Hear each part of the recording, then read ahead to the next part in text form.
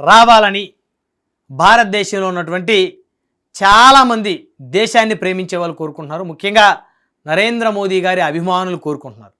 అయితే అసలు ఎందుకు ఇప్పుడు చాలామంది మోదీ గారికి నోబెల్ శాంతి బహుమతి రావాలని కోరుకుంటున్నారు? సో ఈ అంశాలకు సంబంధించి మనతో డిస్కస్ చేయడం కోసం ఎంజీ రావు గారు ఉన్నారు, వారితో మాట్లాడదాం. నమస్తే రావు గారు. నమస్తే సార్. ఏంటి సార్, ప్రధానమంత్రి నరేంద్ర మోదీ గారికి నోబెల్ శాంతి బహుమతి రావాలి, ఇవ్వాలి అనే చర్చ మొదలైంది. ప్రత్యేకించి దేశవ్యాప్తంగా ఉన్నటువంటి ఆయన అభిమానులు ఆయనకి నోబెల్ శాంతి బహుమతి ఇవ్వాలని, అంటే మోదీ గారి శాంతి కాముకులు అనుకోవాలి మనం. ఎస్ అండి. ఇప్పుడు దామోదర్ నరేంద్ర మోడీ గత 11 సంవత్సరాలుగా నిరాటంకంగా ప్రపంచంలో అతిపెద్ద ప్రజాస్వామ్య దేశాన్ని ముందుండి నడిపిస్తున్నారు. అది అతిపెద్ద అర్హత. ఎందుకంటే ప్రపంచ ప్రజాస్వామ్యంలో ఉంటేనే ప్రపంచ శాంతి ఉంటుంది. ఇలాంటి ప్రపంచంలో అతిపెద్ద ప్రజాస్వామ్య దేశానికి అధినేతగా ఉండడం అనేది అతిపెద్ద అర్హత. నిరాటంకం 3వసారి ప్రధాని కావడం. తర్వాత అంతర్జాతీయ సంబంధాల్లో ఆయన చేసింది, ఆర్థికంగా భారతదేశాన్ని పైకి ఉద్ధరించడం, అంటే ప్రపంచ పేదరికాన్ని, ప్రపంచంలో నిరుద్యోగాన్ని తగ్గించి ముందుకెళ్ళడం అనమాట. అది ప్రపంచ శాంతికి. ఎందుకంటే ప్రపంచ జనాభాలో 20% పాపులేషన్కి ఆయన బాధ్యత వహిస్తున్నాడు. తర్వాత ప్రపంచ శాంతికి ఆయన ఎంతో కృషి చేశాడు. మొట్టమొదటిగా ఆయన రాజకీయంగా చూద్దామండి.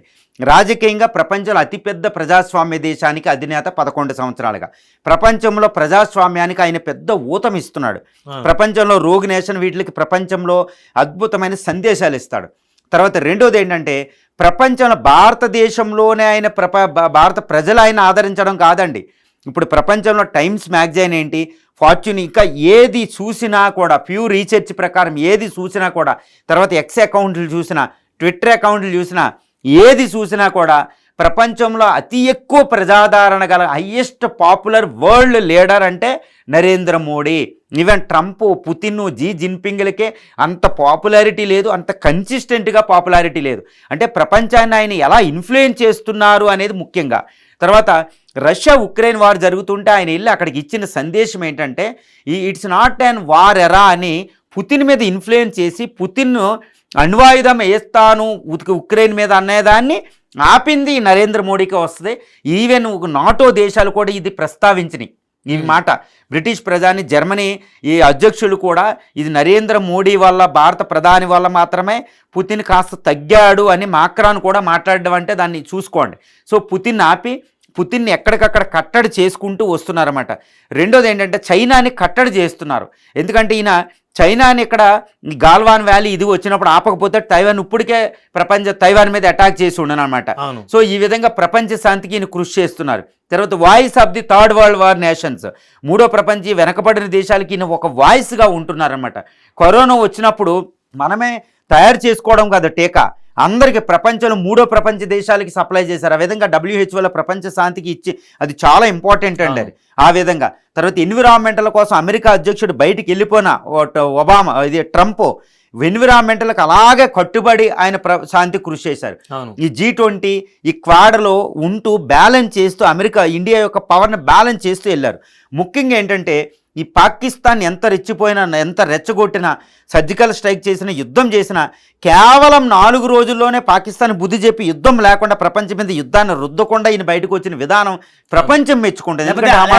ఆ ఎపిసోడ్ లో కనుక యుద్ధం జరిగినట్టయితే 3వ ప్రపంచ యుద్ధం వచ్చును. సో ఈ విధంగా ఆయన 3వ ప్రపంచ అక్కడ పుతిన్కి చెప్తూనే, ఇక్కడ ఇజ్రాయెల్కి చెప్తూనే, ఇక్కడ పాకిస్తాన్ కట్టడి చేసి 3వ ప్రపంచ యుద్ధం లేకుండా ప్రపంచం మీద మరో యుద్ధం నొక్కకుండా జరగకుండా. సో UN వాళ్ళు ఈయన మాట్లాడే విధానం బాగుంటుంది.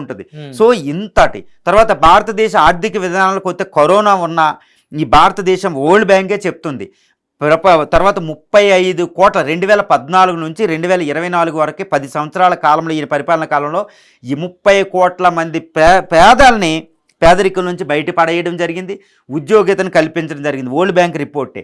సో ఈ విధంగా ప్రపంచ జనాభాలో 20% ఉన్న ఈ భారతదేశాన్ని ఆర్థికంగా ప్రగతి పదంలో వెతకడం అంటే ప్రపంచాన్ని ఈ సస్టైనబుల్ డెవలప్మెంట్ గోల్ SDM అని ఉంటే సస్టైనబుల్ డెవలప్మెంట్ SDGs ముందుకెళ్తున్నారు.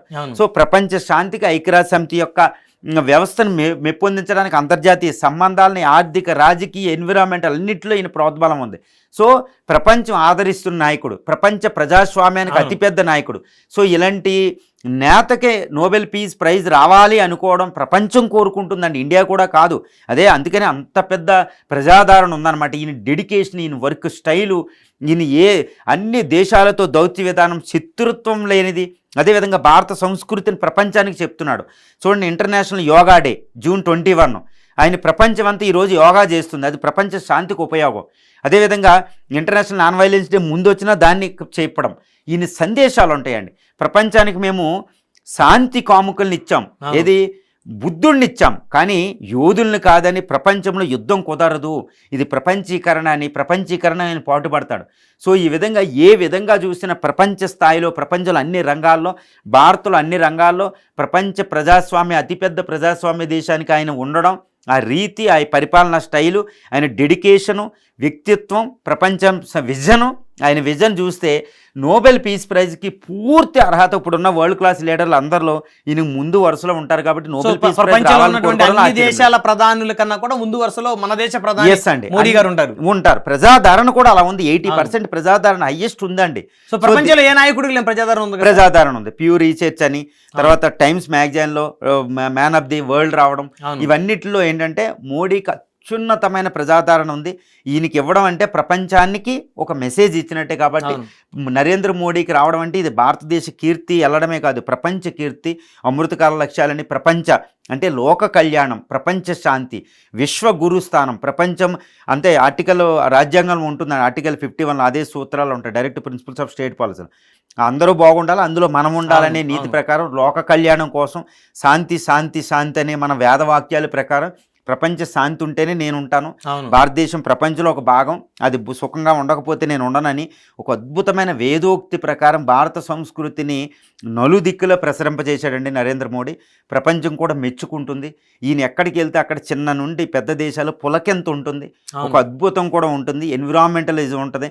ఈయన ఇండియాలో కూడా ఈ న్యూక్లియర్ ఎనర్జీ, రెన్యూవబుల్ ఎనర్జీ తీసుకొచ్చి సోలార్ ఎనర్జీ ఆయన పొగిడిన విధానం, ఇంటర్నేషనల్ సోలార్ అలయన్స్ అని ఇవన్నీ తీసుకొచ్చిన విధానం, ప్రపంచ శాంతికి ఆయన పాటుపడిన విధానం అమెరికా అధ్యక్షులకే లేదు. సో ఈయనకు నోబెల్ పీస్ ప్రైజ్ రావాలని ప్రతి భారతీయుడు కాదు, ప్రతి ప్రపంచంలో ఉన్న ప్రతి పౌరుడు కోరుకుంటున్నాడంటే ఇందులో ఆశ్చర్యం లేదు. ప్రపంచంలో ఒక శాంతి కపోతం ఎగరవేయాలంటే ఇలాంటి యోధులకి, ఇలాంటి సౌమ్యులకి ఖచ్చితంగా నోబెల్ శాంతి బహుమతి ఇవ్వాల్సిన అవసరం ఉంది. సో మరిది చూశారు కదా, భారతదేశ ప్రధానమంత్రికి నోబెల్ శాంతి బహుమతి కనుక ఇస్తే ఇది ప్రపంచానికే ఒక కీర్తి, ఒక భారతదేశానికి కాదని చెప్తున్నారు ఎంజీ రావు గారు.